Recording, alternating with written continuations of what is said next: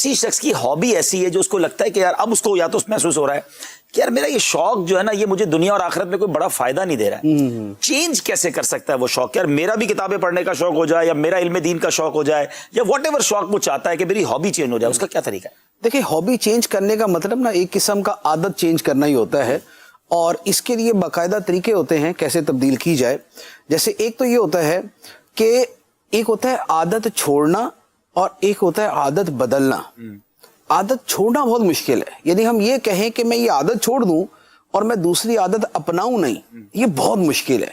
लिहाजा तरीका ये होता है कि आदत को दूसरी आदत के साथ बदला जाए। वाह वाह, ऑल्टरनेट कोई होना चाहिए। अच्छा, जब ऑल्टरनेट होता है ना तो फिर आदमी मेंटली फिजिकली उसके साथ थोड़ा सा अटैच हो जाता है। एक बात। दूसरी बात ये है कि किसी भी शय को अगर अपनाना है तो उसके लिए दो तरीके होते हैं।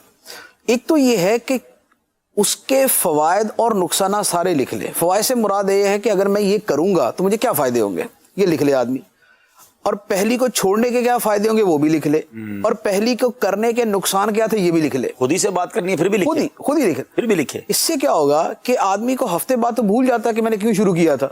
सही फरमा रहे हैं। वाह वाह वाह, शुरू में क्यों किया था? शुरू में तो 10 असबाब होते हैं किसी काम के करने के, बाद में कहता है यार मुझे बताना जरा मैंने क्यों ये काम शुरू किया था। जैसे आजकल लोग वो चल रहा है ना कि लॉकडाउन खोलेगा तो लोग पहले ये पूछेंगे घर वालों से, बताओ यार काम क्या करता था मैं। मैं तो अपने बच्चों को कहता होता हूँ कि बेटा जरा किताबें वगैरह देखते रहा करो। हाँ। ये ना हो बाद में पता चले कि दारुल मदीना वाला दूसरे स्कूल पहुंचा हुआ है, दूसरे स्कूल वाला दारुल मदीना पहुंचा हुआ है।